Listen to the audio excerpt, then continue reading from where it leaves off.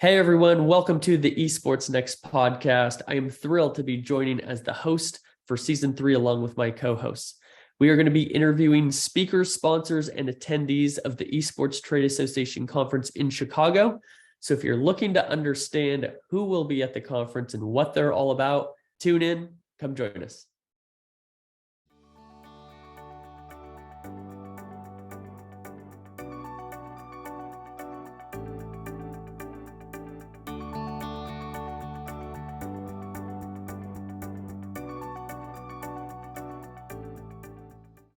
Thank you for listening to Esports Next podcast, sponsored by EventPipe. EventPipe is a modern approach to event housing management. Their software helps you quickly and easily manage your event housing, allowing guests to choose from multiple hotels and room types. Wow your guests with the ease and simplicity of EventPipe. All right. Thank you for joining us on the Esports Next podcast. Today, my lovely co-host, Megan Van Petten, founder of the Esports Trade Association, and I are interviewing Mike Addesa, who is the co-founder and CTO of EventPipe. And we're going to talk all about his path to where we are today and what EventPipe has done in traditional sports, traditional travel, traditional events, and how that can now start to be applied in esports. Mike, thank you for joining us today. Well, thanks a lot for having me. I really appreciate it. Absolutely. So why don't you start us off, help our audience understand what exactly is EventPipe and what do you offer to your clients?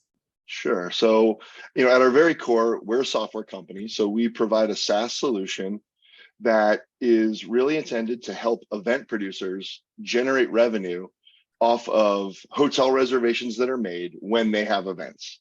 So what a lot of people don't understand or don't know, particularly if they're new to creating events, is hotels essentially have baked into their budget of sales and marketing a commission and a rebate. And that money's really out there. It's just up for grabs, right? And if you're the person who drives hotel reservations, they're willing to give you a portion of that revenue. It's how they market, it's how they advertise, and that money is baked into their overall budget for the year. What EventPipe is a software platform that from the entire end to end of an event life cycle allows you to organize and capture that housing revenue. So if you think about it, hey, you're going to host an event. That event is going to be at some venue that you've decided. It might be a hotel, it might be a convention center. What we allow you to do is create an RFP to describe your event and send it out to area hotels, negotiate that RFP back and forth with the hotel, agree upon terms, create a digitally signed contract right in the system. As you're doing that negotiation and creating that contract, every time you agree to get a hotel, we're adding that hotel to a white labeled booking site that you can build on your own without writing any code. Once all of those terms are agreed upon, you've got your booking site, you open it up and housing begins. Now you just put the link to your booking site in your social, you blast it out to people. Now as people start to make those reservations, we capture them for you for the 1, 2, 3, 20. We have some events that have 100 hotels. Wow. Then as the event approaches, we hold on to those reservations and then provide them to the hotel. Then once the event is all over, we will allow you to, in an automated fashion, send a pickup report to that hotel and then ultimately invoice that hotel. So we really kind of keep the whole thing organized from end to end. And that gives you just a nice, easy opportunity to predict, to manage, to do all the things that you need to do to capture the housing revenue that you're entitled to when you bring an event and you bring all these customers to some city for your event. So John, it's like people don't even know what they don't even know. So they help you book your event at a hotel and then you get paid to work with them. Right. Exactly. Well, I think one thing that is really amazing about this, specifically in the esports space, is we're trying to figure out these sustainable business models, and we're trying to create profits, especially esports teams who don't own the IP of the games that they compete in. They're they're hoping to pay all their bills through sponsorship, which rarely happens. You're paying really high salaries to pro players, and then you're paying these franchise fees to the publishers just to be able to compete. And so you're just losing money. And what I love about this is kind of an unforeseen revenue generator where these teams are producing a lot of events, and can be very incremental to the revenue that they're bringing in, it sounds like. Right. I mean, and if you and there's there's a couple of things that I just love for your audience to know, right? Is if I'm an event producer, I've talked to, we have a lot of relationships with the regional and the national sales offices of these hotels. And when they meet with event producers that are in the esports world that are, new to hosting events or really kind of new to this business, they're basically going to them and saying like, hey, why don't you do a sponsorship and give me, $2,000 in prize money that I can offer as the prize, or $5,000 in prize money, and give me a good rate on hotels. Well, through our model, where you can collect the revenue that's available from rebates and commissions, like the hotels already have that. And so if you sort of do some of that math, if you're getting $20 a room night, multiply that by 100, and there's your $2,000 worth of prize money. Anything you do over that, right? So, if you're going to have, a couple of hundred people at your event and they're going to stay for 3 nights, you're going to triple that revenue anyway. So, Right. so that money that you're looking for, that you're seeking from that hotel, is actually available in commissions and rebates. Wow. And it's really there for the taking. And then you can do whatever you want with the rest of it, right? And Right. so, obviously it depends on the size of the event that you're going to have, but this model to get that revenue already exists. The other thing that I will say is, in this hospitality world, esports is the market that is going to be big, is going to be coming. And you go to some of these conferences and they talk about this, but because I think because the organizers don't know about this revenue, the hotels can't see that data. Right, with all these other sports, right, the stick and ball sports that have been doing this for a long time, right, like those event producers, they know how this model works, and they're using third-party housing companies, or they're using our software directly, and then we can produce pickup reports and economic impact reports, and so that data is there, and it's hard data. So the hotels understand that, hey, if you're going to bring a cheer event, it's this much revenue. If you're going to bring a soccer event, they know, hey, like, this stick and ball sport's better than that one. But they're kind of like, hey, we don't really know. We keep hearing that esports is the thing.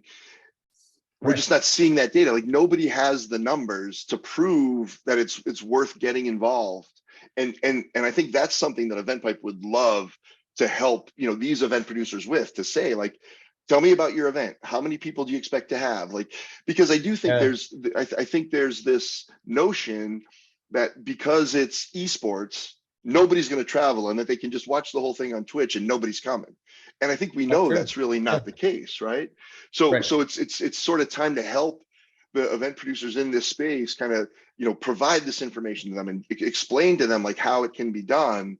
And, we're just starting to see some of that pickup. I think the other thing that you see with the stick and ball sports is, when they have an event that's going to be in January, they start this process in June, right? Like, you're talking about, getting this event ready and getting it up and running and starting to market to your people earlier. So then those hotels can start to see their pickup right away.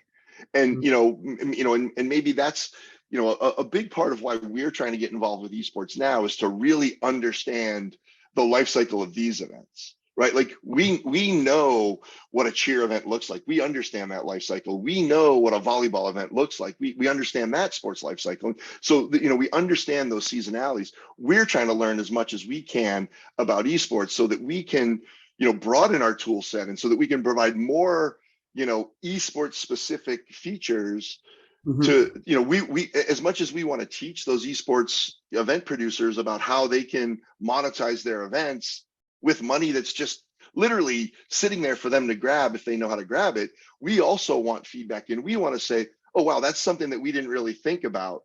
here's how we do that. Or, the other thing that we would really love to do when we work with esports, really understand, okay, let's talk about the hotels that are the right venues. What do they need to have? What do the ballrooms need to be like? And let's start to create a list of properties that are really esport friendly. And we'll start with that list. And then we can sort of, combine that buying power and combine that influence to be like, hey, you know what? There's this Wyndham in Miami and it's amazing. Okay, well, let's get on the phone with Wyndham and let's make that, a preferred vendor for esports. And maybe there's things that EventPipe and Wyndham can sponsor together to really create like an express lane for, a certain type of esports events. And that's what we're really looking to do, is be super esports friendly and to just kind of work together and help the esports event producers. I think that's fantastic. One dynamic that we see in esports is it's run by a lot of younger people. And there's pros and cons to every situation. I always kind of caveat, this is not just a criticism of the esports industry. It's more recognizing a reality that you have a lot of younger people who they understand culture, they understand consumer behavior, they understand gaming technology, very digital native, great with content. But one huge pain point that this industry experiences is just a lack of professional business experience, because there's no shortcut to that, right? Right. So, sure. Mike, I'm guessing you're 29, 30 would be my guess. But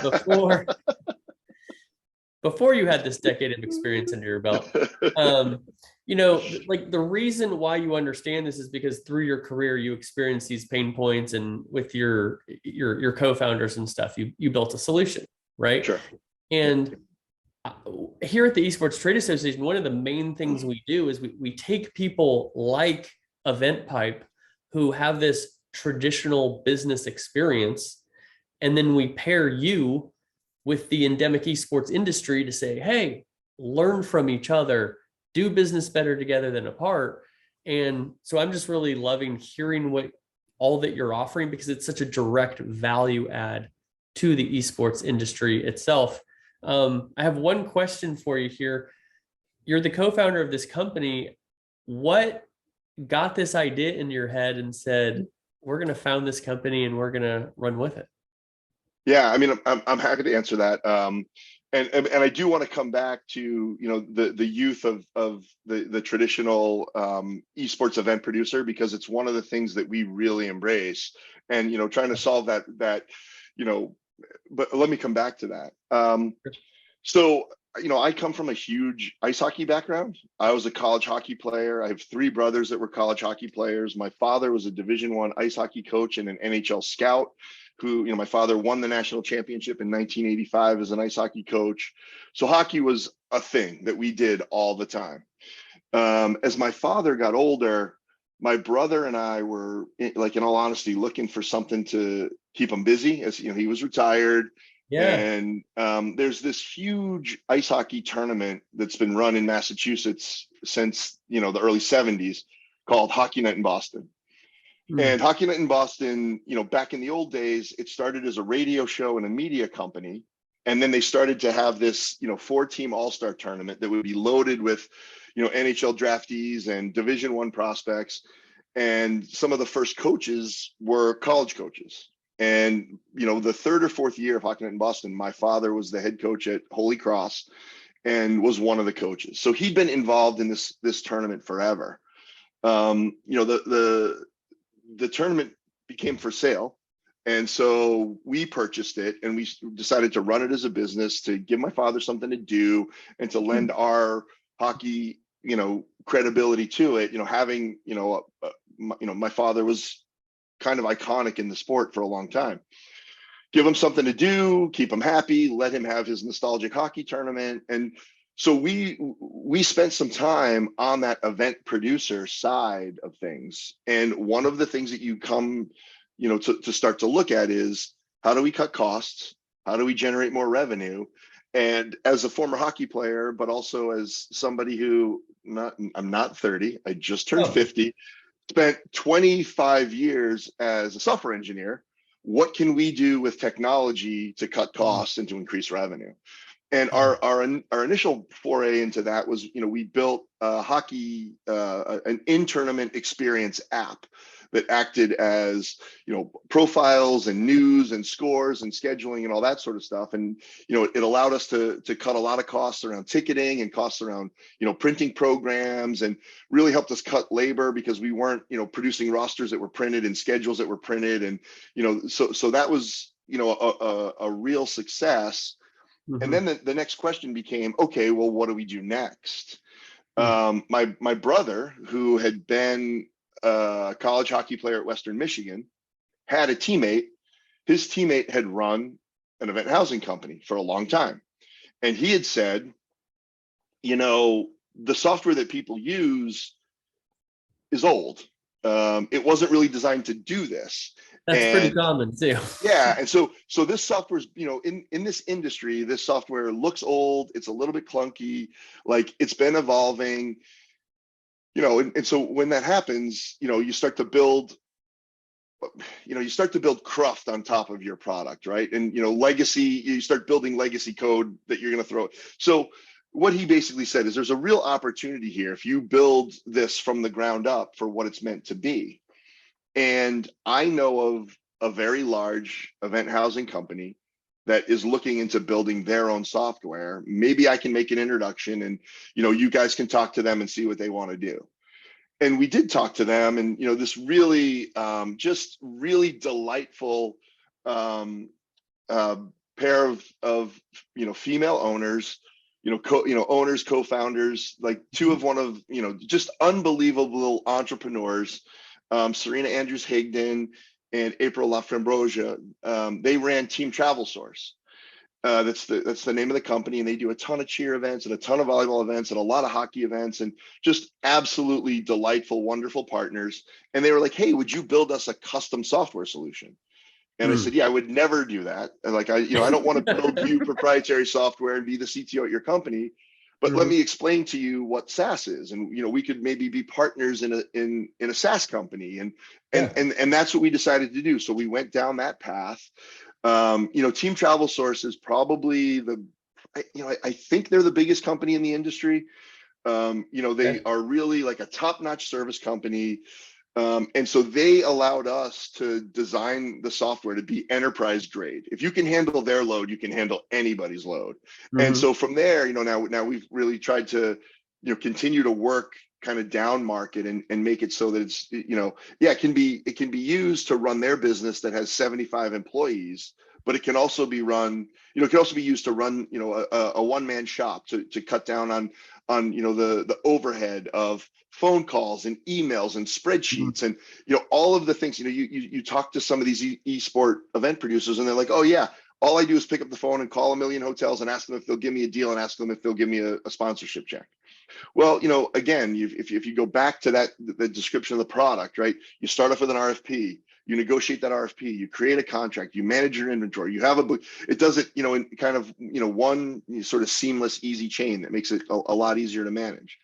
Right. But that's kind of the origin story. And, we built the original version of the product in like 7 months. We opened it, and it ran in a private beta with Team Travel Source only for about a year. And then we launched it at the Connect conference, a year from its initial launch, and it's been, hammer down and all systems are go since then. And it's been a lot of fun. They've been an unbelievable partner. I can't say enough good things about them. And, they really helped us understand the business and made sure that the software works for, customers of all shapes and sizes.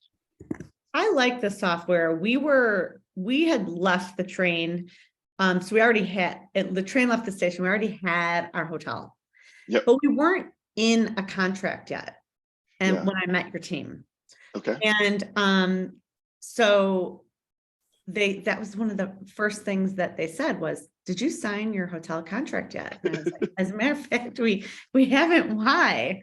Yeah. And that's what surprised me the most about your company, and why I talked to Tim and said, "Tim, you should come in as a gold sponsor because you're going to be here for a while." The service, the humanity behind the technology was what, I liked the technology. It's robust. You can come to register for our event. You can join as a member, you can grab a jersey, you can buy some product, you could give a donation all on the splash page. I've never been able to do that. Great. But they also helped me negotiate the contract. And I'm an OG. I've been doing events forever. Yeah. And, like they caught like some of the silliest things. It was Patricia. She goes, Meg, I'm thinking it was so great. Just an example of working with you guys. She says, Meg, I'm thinking, do you realize you have 100, or you have like almost 100% of your rooms are doubles? Wouldn't you like some cool kings? Isn't this a average of 34 to 42 age? And I was like, yeah. Who wants two queens? Especially for the chairman, probably needs a really. You've got two queens. I'm sorry, John. No, just again. No, but one day. Isn't that an example of above and beyond? And I know it's simple, but still, that is just a small, part of the huge services that y'all provided. And, so we're using EventPipe for our event, and I'm bragging out about the team and the customer care. Yeah. I mean, I really appreciate you saying that. It's nice that you noticed. I mean, like Patty Driscoll is going to be an absolute superstar. She is uniquely talented, and it's unbelievable for someone her age.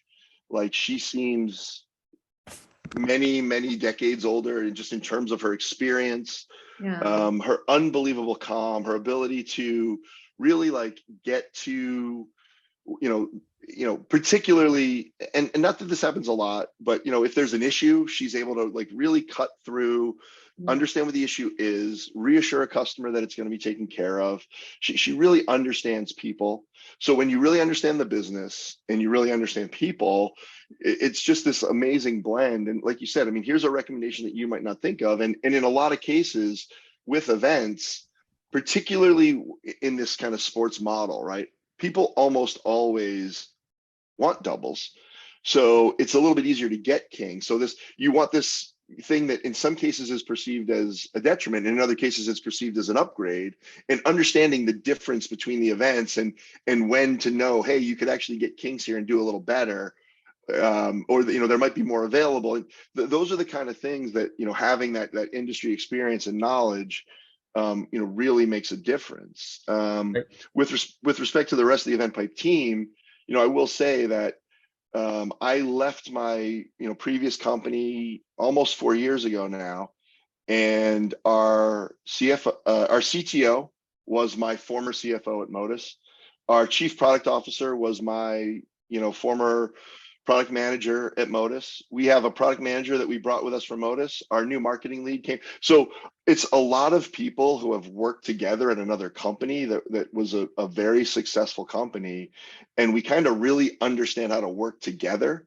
Yeah. So because we have that sort of communication in shorthand, everybody just knows how to do their own thing. And all we really have to focus on is the goal that we're trying to achieve at the company, and not how do I work with this guy, or how do I communicate, or because we kind of that stuff is all secondhand. So then you do that, then you come to find the other talented people like Patty who runs our customer success, or there's this woman Angela Forte who runs our quality assurance. Like we've really gotten this team together of people who understand how to work together, who have just incredibly high emotional IQ. It's barely like work, it's so much fun running this company and being together and again, then we come to discover something as exciting as esports.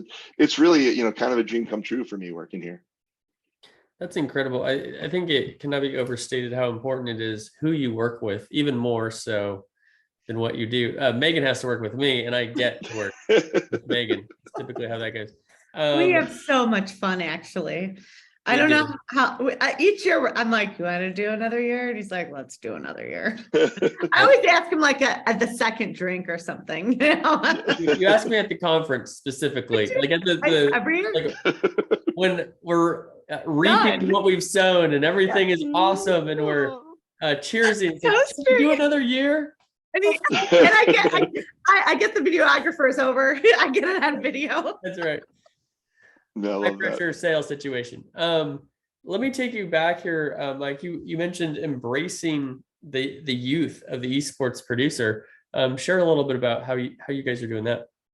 Yeah, sure. I mean, when you look at some of the traditional sports events producers, a lot of them are, guys who love the sport, and maybe they Yeah. started their, it's a baseball coach sitting on a bucket in the basement, like pulling stuff together, right? Like Yep. calling their old college buddies, and they tend to be older. They tend to be a little bit more old school.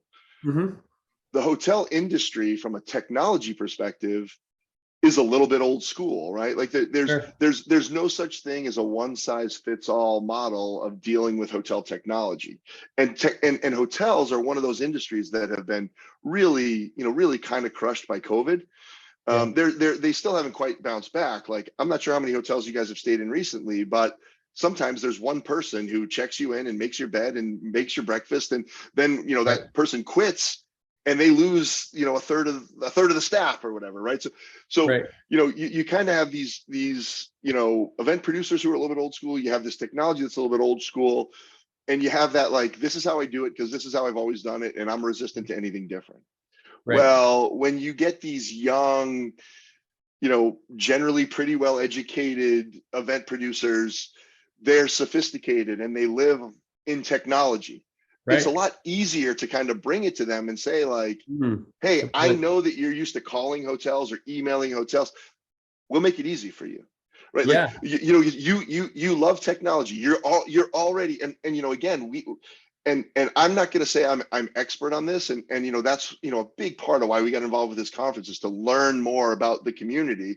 But Mm-hmm. when we went to esports teams and some of those other conventions, we talked to so many people who are a one-man shop who did the whole thing, and they were just trying to learn and learn. And well, having those people who are so young and they're willing to basically try anything that will make it easier, make it go faster. For If we sure. can help you and sort of take the hotel part of it and getting the spot, replace getting the sponsor with using your hotel revenue for the prize money.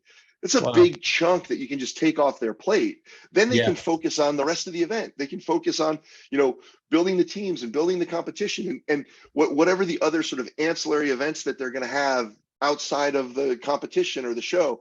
We want to be able to take the stuff off their plate. And I think when you've got somebody who's a little bit younger, they know that they don't know everything. So they don't have this sort of like old school pride where, like, I'll just figure it out on my own. Yeah. They're Right. willing to ask questions, and they're eager to learn how they can do things better. And it's sort of like you said, right? Like, you can't just snap your fingers and give somebody 10 years of experience. Yeah. Right. But you ask Patty Driscoll a couple of questions, and you don't need that experience. We'll hand that to you on a silver platter. So I think that's why we really embrace the youth of the esports event producer, because they're used to technology. They want to use tools that make their life easier. It's a completely different mindset, and they'll be heard, right? If they come to us and they say, I love your software, but it would be, for this wouldn't just help me, but this would help other esports events. You need this. Great. Yeah. Like, let's talk about that, and like, let's build that feature set into what we're doing.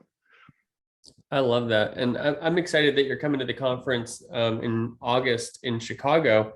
And like we've been saying here, the profitability and the revenue for these esports teams and for tournaments in general is really, really tough. And so I would just urge, any team, any esports organizer who is listening to this, come to the conference, connect with Mike, learn how your job not only can be easier and require less bandwidth, but how you can provide another revenue stream to your business as we work to develop these business models. Mike, why don't you tell us, because there may be some groups that may not be obvious, who are all the different types of groups that are relevant to your business, so Sure. that we can kind of put a call out to those people to attend and meet you in Chicago? Yeah, sure. I mean, again, the majority of our customers are either event producers themselves, particularly if they're larger, third-party housing companies who work with event producers, and like one of the big names in in housing in esports is Andromeda Consulting, and like almost everybody that we talk to at some of these conventions knows Eddie Chang. Eddie's recently become one of our customers, so he's starting to, so some people who are using him may, be using our software without even knowing it, as he starts to add more and more of his customers. And he's such a great guy, like a really thoughtful individual who's, has a ton of experience in the industry. Anybody who is, involved in any kind of association who has events, we're starting to do more and more associations and, national governing bodies, college sports teams. I mean, esports are getting so big at the high school and the college level. Yeah. We're really trying to get in tight with some of the, the states, so that we can help them, do their housing for, the state tournaments and the national tournaments. But really anybody who's doing any kind of event at all, and, they plan to have people travel to their event, it's really like a very nice, very natural fit. And, we try really hard to make it easy, and, like, not to make this a commercial for EventPipe, because that's not what I want to do, but, it's very low cost, right? Like we don't have a big startup fee, right? We really do sort of a transaction-based pay as you go. So anybody who's using our service can really sign up for free, try it out for one event. And if it doesn't work for you, it doesn't really cost you anything. We don't hit you over the head with like a $5,000 setup fee. And, like you guys, experienced, you have an event coming up. As part of our onboarding, like we'll do the first event for you. We'll make it really, really easy. And then, we sort of do this, we'll do the first one for you. And, we'll the more work we do for you, like we might take a little bit of that revenue back to cover Patty's time, but you do it once, you do it twice, then you say, hey, I'm ready to do this on my own. And then, the revenue is all yours. So, we really try to make it really work for the event producers. And again, like I said, I mean, we want people to try it. Esports is such an important industry, it's such an important vertical. And so many people are excited about it. Like, the hotels are excited, the venues are excited. I mean, every time you pick up, a magazine, or, I don't even pick up a magazine, but like, like I when I click on the Boston Globe app every morning, I think of that as like picking up a magazine. But you see a story about, esports venues being built all over the country, right? Like the amounts of money that are being invested. So we really want to work, closely with these esports event producers to understand their business and to really help them out. And, we're flexible with pricing models, for a way that works for them too. I mean, as you're talking, I have all these people I know popping into my head who I'm sure could absolutely use your services. And so what I'm hearing, even if you're doing stuff outside of esports, we have a lot of people from different CVBs, and we've got some other groups like that who are attending that. If you've got an event and there's a hotel involved, let's get you connected to Mike and EventPipe. And I'll just say too, I'm also not about making our podcast episodes commercials, but what we are about is providing value to the community. And so I love hearing all about what you're doing and how you're doing it, because I see such a tremendous value that's really going to help this revenue starved industry, drive some of that, make events easier and make them more profitable. So, that's a good point that you just mentioned. And one more thing, Mike. Yeah. If the event is, say, 20 to 200,000, I'm giving a range on purpose. Yeah. What kind of check can you think that, you do your budget, you make your plan, you call EventPipe? If it's 2,000, or I'm sorry, if it's 20,000, is it around 2K for your check? Is it around that 10%? Yeah. So the way to think about it really is, and again, these are very, very round numbers, right? But sure. If you have a hotel, you have a hotel room, you can essentially take the rate of that hotel room and multiply it somewhere between 10 and 20% of the cost of that, the rate of that hotel room is available in commission and rebate money. And so you can sort of think of that 20%. It's a sliding scale, and it depends on the Okay. property, and it depends on whether it's franchise owned or whatever. So anywhere from 10 to 20% of the rate of a hotel room night is what is potentially available. So if it's $200 per room night, and then you got to think, okay, well, how many attendees do we have? How many nights are they going to stay? Sure. And then you can kind of get an idea of, it's like, it could be, anywhere from $20 to $50 per reservation. If it's, so you just kind of do that math on the back of the napkin, and that's really how you can figure it out. And the commission rates vary by hotel chain, and some of them are a little bit more rebate friendly than others, and some of them might give you a little bit higher commission or a little bit less of a rebate. And there's just all sorts of things that are negotiable in terms of commissions.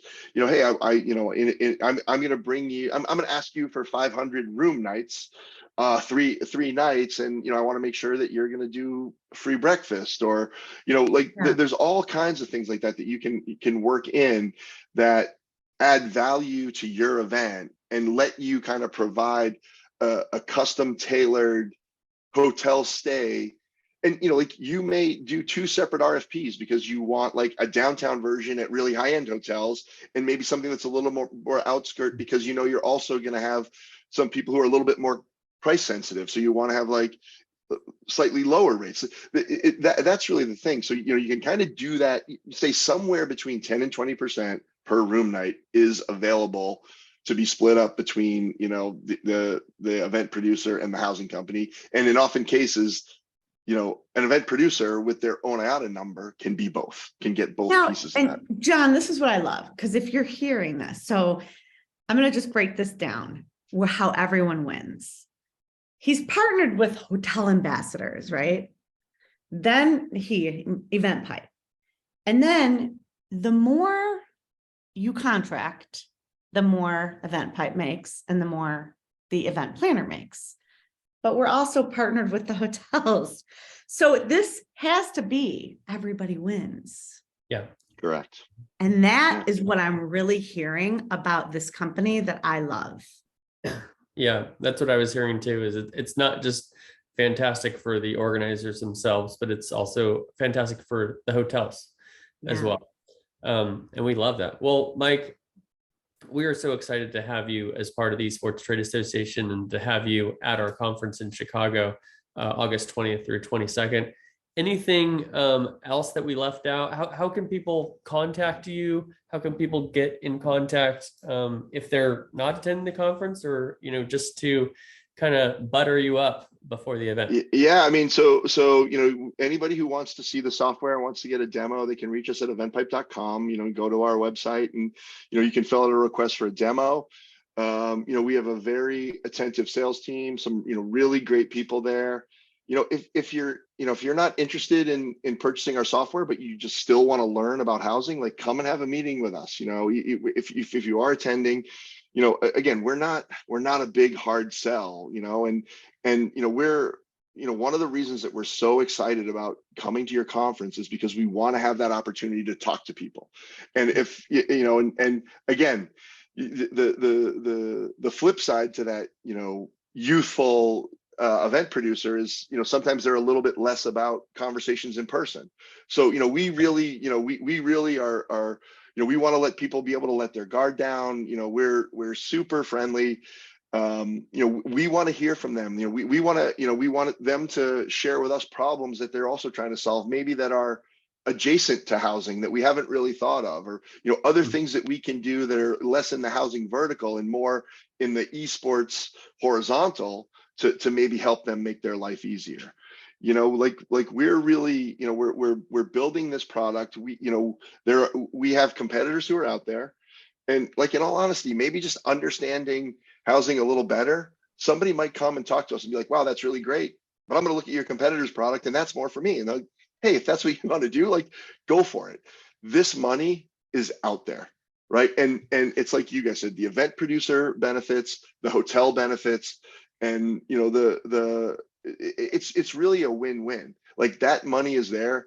We want people to get it, and we want to build those relationships with hotels. And one of the other great things about esports is People want esports attendees to stay at their hotel. It's not like hockey teams who bring their smelly hockey bags and put them in the bathtubs, and soccer teams that are kicking soccer balls everywhere. It's like esports are a very attractive crowd. So hotels are dying to get their hands around this market and really understand, and to start looking into the things that they need to do to be more esport friendly. They just want to see the data and know that it's worth their investment, right? They really want to be part of the win-win-win. I love that. Well, Mike, I so appreciate you joining us.